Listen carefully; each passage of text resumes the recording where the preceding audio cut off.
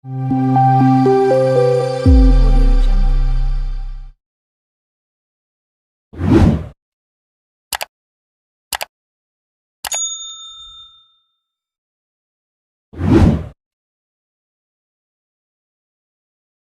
দূরের এক জাদুকরী রাজ্যে বাস করত রাজকন্যা নীলা।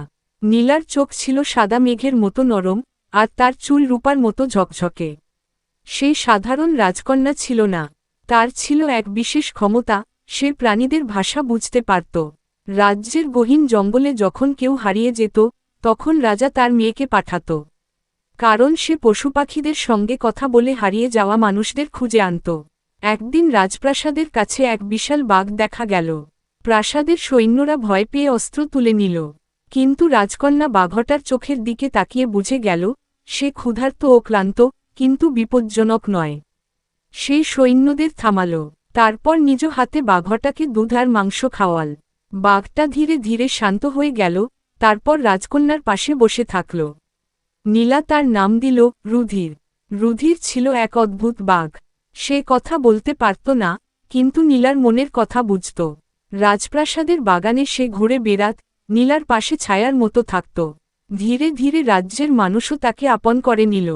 কেউ কেউ বলত রাজকন্যা ও বাঘটা একে অপরের আত্মা। একদিন রাজ্যে এল এক অচেনা জাদুকর। তার নাম ছিল মালজিম। সে বলল, আমি রাজকন্যার জাদু পরীক্ষার জন্য এসেছি। রাজা প্রথমে রাজি হল না, কিন্তু জাদুকর হুমকি দিল, যদি পরীক্ষা না নেন, তাহলে আমি রাজ্যে অন্ধকার ছড়িয়ে দেব। রাজা বাধ্য হয়ে রাজকন্যাকে ডেকে আনলেন। জাদুকর 3টি কঠিন প্রশ্ন করল নীলাকে। নীলা তার বিশেষ ক্ষমতায় পশুপাখিদের থেকে ইঙ্গিত নিয়ে সব প্রশ্নের উত্তর দিল। জাদুকর বিরক্ত হয়ে গেল। সে হঠাৎ বলে উঠল, তোমার এই বাঘটাকে যদি এখনই রাক্ষসে পরিণত করি, তুমি কি করবে? এই কথা বলেই সে তার লাঠি তুলে একটা মন্ত্র পড়ল, আর রুধিরের গায়ে আঘাত করল। এক ঝলক আলোয় রুধির ছটফট করতে লাগল। তার দেহ কালো হয়ে গেল, চোখে আগুনের ঝিলিক। সে গর্জন করে রাজকন্যার দিকে তাকাল। রাজকন্যা ভয় পেল না। সে রুধিরের চোখের দিকে তাকিয়ে বলল, তুমি আমার রুধির, তুমি কখনো আমায় আঘাত করবে না। তুমি আমার বন্ধু, আমার ভাইয়ের মতো। রুধির থেমে গেল। তার চোখের আগুন যেন জলে পরিণত হল। সে জোরে চিৎকার করল, আর হঠাৎ তার শরীরের চারপাশে সোনালি আলো ছড়িয়ে পড়ল। মন্ত্রটা যেন উল্টে গেল। রুধির আবার আগের রূপে ফিরে এল। মালজিন চিৎকার করে উঠল, এ অসম্ভব। তারপর সে পালিয়ে যাওয়ার চেষ্টা করল, কিন্তু প্রাসাদের সৈন্যরা তাকে ধরে ফেলল। রাজা খুশি হয়ে বললেন, নীলা শুধু জাদুকন্যা নয়, সে আমাদের হৃদয়ের রক্ষক। রাজ্যের সবাই করতালিতে ফেটে পড়ল। এরপর রাজকন্যা ও রুধির আরও অনেক অভিযান করেছে।